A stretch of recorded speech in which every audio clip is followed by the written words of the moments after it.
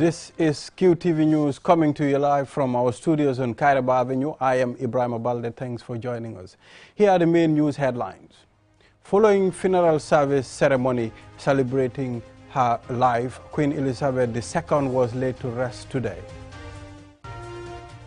And of course, on the headline as well, President Adama Barrow is in the United States of America, where he is joining other world leaders to attend the 77th session of the United Nations General Assembly. The Republic of Korea's ambassador in Dakar and a delegation comprising a special envoy team from Korea and agricultural experts met the Gambia's vice president on Monday to discuss food security skills development projects, among others. Following the President's State of the Nation's address on Thursday, National Assembly members on Monday began debating and raised concern about the rise in crime reports of corruption in government, among other important issues. The Gambia Civil Aviation Authority began the 4th edition of its annual Aviation Safety Week on Monday to sensitize the public and raise awareness on aviation safety. In sports news, Kirmama Village was crowned champions over Fas Omar Saho in a Super Cup final played in Kirmama, in a tournament named after the late Pa Modou Fall, a journalist who died in a car crash earlier this year. Those were the news headlines, and now the news in detail.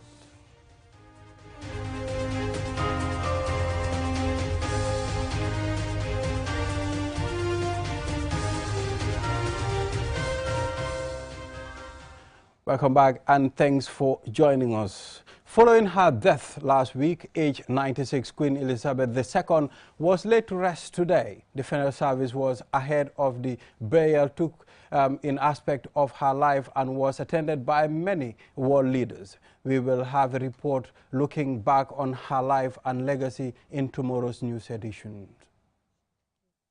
Now, President Adama Barrow is in the United States of America, where he is joining other world leaders to attend the 77th session of the United Nations General Assembly. Aliou Cisse has the rest of that story. Accompanied by the First Lady Fatimata Barrow and senior government officials, President Barrow left the country on Sunday morning and arrived on the same day in New York, the headquarters of the United Nations, where he was received on arrival at his hotel by Gambians in the U.S.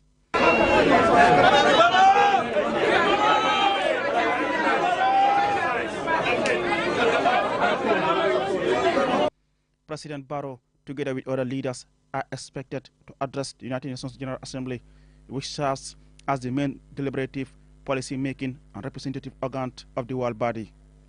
The summit is taking place amid deepening global crises, including the war in Ukraine, worsening climate disruption, humanitarian challenges, growing food insecurity, and the world still reeling from the COVID-19 pandemic. The theme for this year's summit is a watershed moment, transformative solutions to interlocking challenges. President Barrow and his delegation will also participate in a number of high-level meetings, including the Transforming Education Summit. He will also address the United Nations General Assembly on Thursday, 22nd September 2022, which is one day after the anniversary on which the Gambia became a UN member in 1965. Reporting for QTV News, I am Aliou Cisse. The Republic of Korea's ambassador in Dakar and a delegation comprising a special envoy team from Korea and agricultural experts met the Gambia's vice president on Monday. This is a follow-up on the proposed rise and skill development projects announced in June this year to address the Gambia's food security and unemployment. Mohamed Lamin Choi reports. This is a special envoy from the Republic of Korea with Korea's ambassador to the Gambia based in Dakar and the country's honorary consul in the Gambia. The special envoy team comprises 9 officials from the Korean International Cooperation Agency, KOICA, and the Korea Program for International Cooperation in Agriculture Technology, KOPIA. Sent by their country's president, they are here to discuss projects to food security and skills development in the Gambia. This meeting with the Vice President marks the second since the accreditation of the new Korean ambassador to the Gambia, Kim Ji-zoon. Another team, an agricultural team, KOPIA, came here to explain very details to your Vice President. And it was very fruitful meeting, and the Gambian government will help us, cooperate us to pursue the Gambians' food security in a near future. We will try to make some good result in a near future with the Wawadja, our honorary council. Yeah. The most recent visit and meeting with the president about the ambitious project was in June. And in fulfillment of a promise, the Korean ambassador had handed over to government 1,000 kilograms of a Korean rice variety for field testing on its adaptability to the Gambia's soil and climate. The Korean rice variety, which is called Tongil, has a yield capacity of 7 tons per hectare, which is almost double the Gambia's highest yielding rice variety. We are already can make some analysis on this Gambian river, the irrigation, the sites.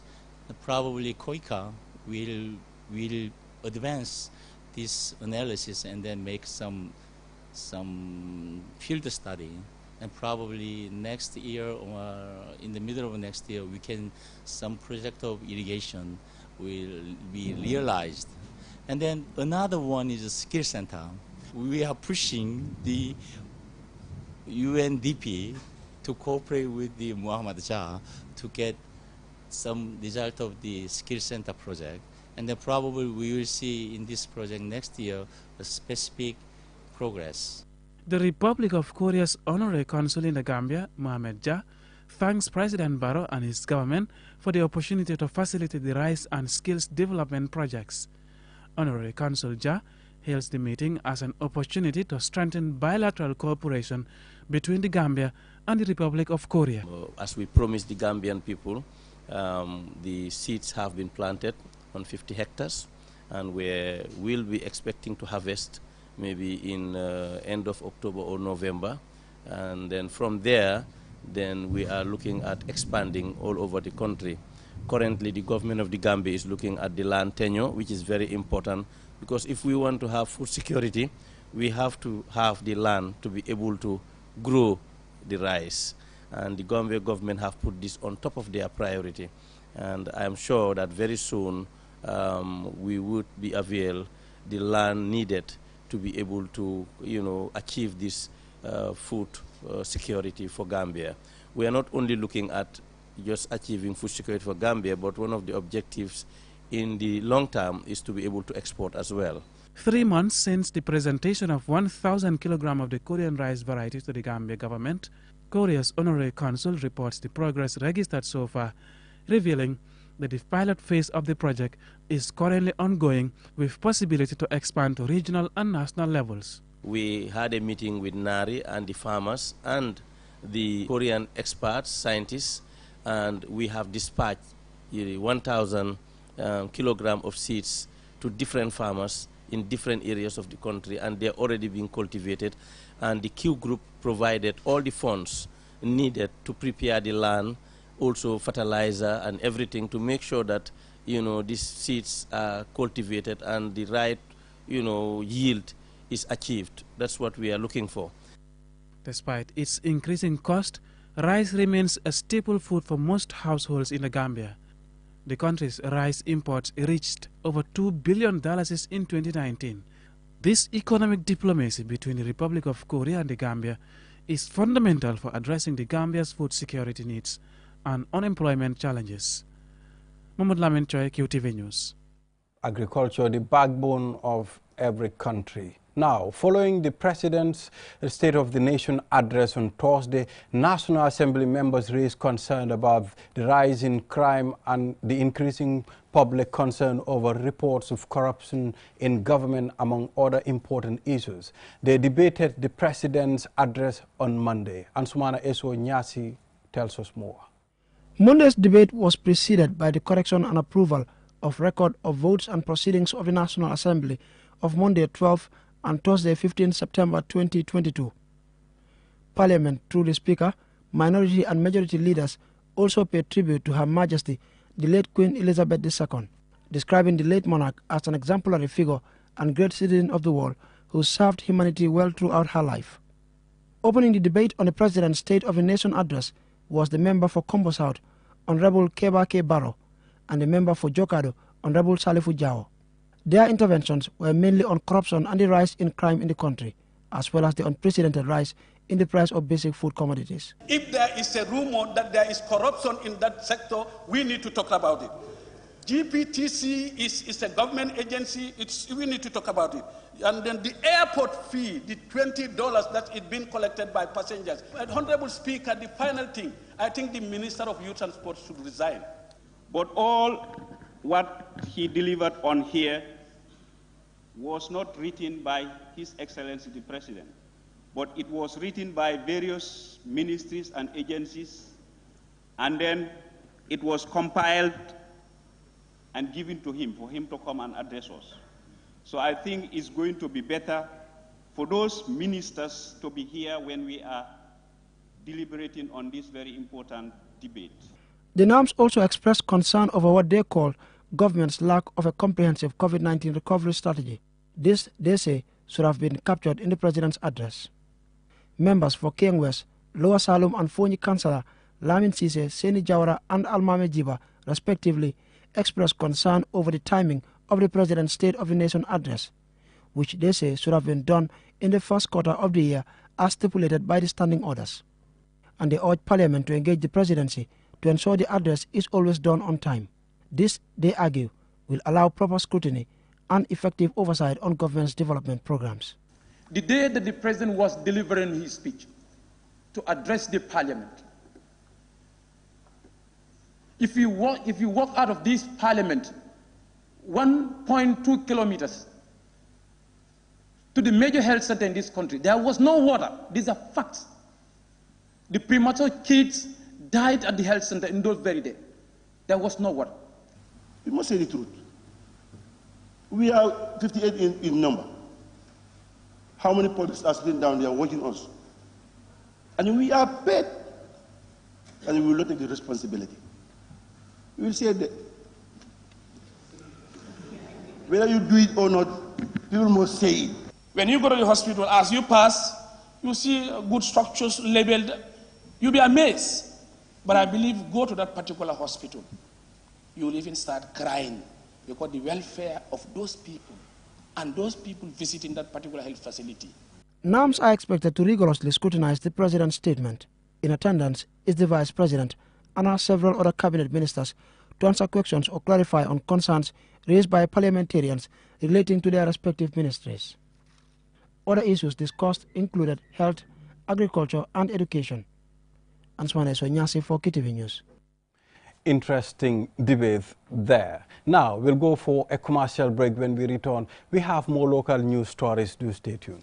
Are you an entrepreneur or do you run a business and need exposure and visibility? The Gambia Youth Chamber of Commerce, in partnership with Gambia Women's Chamber of Commerce, brings you the 4th edition of National Youth and Women in Agribusiness and Tourism Trade Fair, with variety of amazing products from remarkable youth and women in the Gambia. This year's trade fair will also showcase participants from Senegal, Mali, Niger and Guinea-Bissau to embrace the AFCFTA opportunities. Some of the amazing events will include kids runway and trade fashion shows, waste management and innovation competition, Women's Day celebration and series of entertainment, cultural displays and dance performance. Seize this opportunity and come showcase your business from 30th November to 18th December 2022 at the GCCI National Trade Fair Grounds in Brusubi Turntable. Call the following numbers now to book for your stalls: 2247-337 or 368-5556 or 203-1080 Newcastle Trade Fair. Hello and welcome to US Embassy Gambia Today, a podcast brought to you by US Embassy Banjul. This weekly podcast will feature leaders and our partners in the Gambia. Join us every Wednesday as we broadcast these informative episodes from our American Corner studio at Afrisal in Bundung. We are on Spotify, Google, SoundCloud and Apple Podcast. You can also follow the program on our Facebook and Twitter pages at US Embassy Banjul. US Embassy Gambia Today, bringing the Gambia and the United States closer.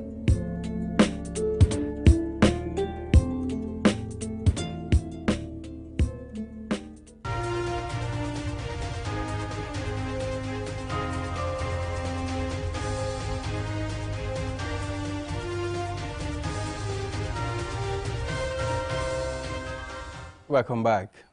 The Gambia Civil Aviation Authority began the 4th edition of its annual Aviation Safety Week on Monday to sensitize the public and raise awareness on aviation safety. Ajibintu Drame attended the opening at Banjul International Airport and files in this report. The annual Aviation Safety Week is part of activities by the aviation authorities to create awareness and sensitize stakeholders and the public on the importance of safety in the aviation industry. Fansu Bojang, the Director General of Gambia Civil Aviation Authorities, explains the possible threats to aviation safety while imploring the community to support the industry. Obviously, we live in an environment where we have massive, rapid development of settlements around our airports. And we all know these are major attractions for birds, because most settlements in our area come with production of a lot of rubbish that are attractive to birds. And where birds hover and the planes are trying to land or take off, certainly there will be collision. Firewood has become a problem. We have fenced the airport, there is enough security, but obviously this security is meant to keep animals out, not human beings. So what we've experienced in the past is we have seen kids from this neighborhood tampering with our fence just to access airside, maybe to look for firewood. So that's where we need the community's support so that we ensure and educate our people and advise our families and children that the airport, particularly the airside, is a no-go area. Aviation is the world's rapid transport network, which plays an important role for economic growth, trade, social development, and boost tourism. However, it comes with challenges. As the goal for every flight is to take off and land safely, safety is the highest priority of all involved in aviation. In 2018, the fatal aviation accident rate was 0.28 per 1 million flights, the equivalent of one fatal accident for every 4.2 million flights. Lamin Bojang, chairman of Gambia Civil Aviation Authority's Board of Directors, encourages stakeholders to ensure safety in the airport, particularly on the runway. Therefore, ladies and gentlemen, please do whatever is necessary to make sure the airport and the runway are safe. And this, this is my ardent appeal to all of you, please, to give it all you can. Do your very best to make sure that our airport is safe. Airside visits were conducted on various sites of the airport to show how each of these sites operate. Commencing in the fire department, where staff demonstrated how to contain fire incident on the runway, the airfield ground, the watchroom, and the control tower. Lamin Cham is the managing director of Gambia International Airlines. So if the market can provide the passenger numbers, yes, of course, airlines will decide to go and operate in that particular aerodrome. But I have to say that the potential of the market is not the only critical factor, that define the decision of the airlines. It is the safety of the airport, the operational safety of the airport of that particular market, is very critical to the decision-making of airlines operating. A series of activities will be carried out during the Aviation Safety Week, ranging from airside visits, foreign object debris surveillance work by school children, cleaning exercises within the airport perimeter fence, runway and dump sites. There will also be a march pass from the airport gate to Lamin NTC. Ajibintu Drame, QTV News. A devastating fire on Monday morning destroyed a compound and a valuable in Sanchaba Sule Job, leaving the Jawara Kunda family in shock. Loli M. Kamara reports. Valuables such as furniture, electrical goods, clothing, food items, and cash were all consumed by the inferno. The cause of the inferno is yet to be officially established, but an electrical fault has been blamed, especially the wiring system in which some wires were exposed. According to the landlord, Alhaji Kemo Jawara, the fire started around 7 a.m. when some of his family members are still in bed. I came from the mosque around 6 a.m. towards 7 a.m. and went back to bed because it was still early. Then I felt something strange, and that was the heat.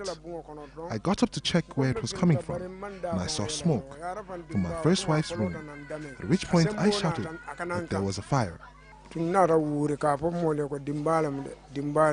These victims say they are devastated and helpless because all their belongings were destroyed in the fire. As you can see, all we had has gone. Materials such as beds, sofas, freezers, clothes, everything is gone, except from the clothes we are wearing. I am pleading for support from anyone because we are in the rainy season, which really makes it worse for us.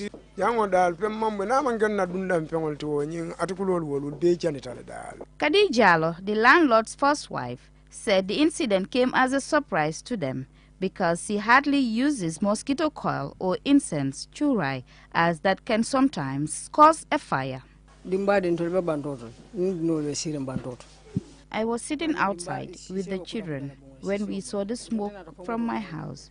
We tried all we could to put it out, but it was uncontrollable.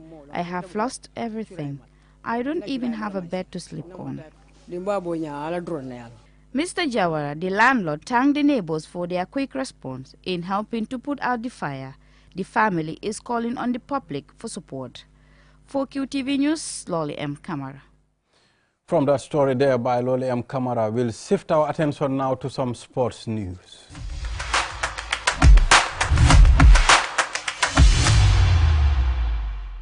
The village of Kirmama and Fas Omar Saho played in a Super Cup final at the Kirmama football field in a tournament named after the late Pa Modou Fall, a journalist who died in a car crash earlier this year. Our sports reporter Momodu Gajaga was at the final and files in this report.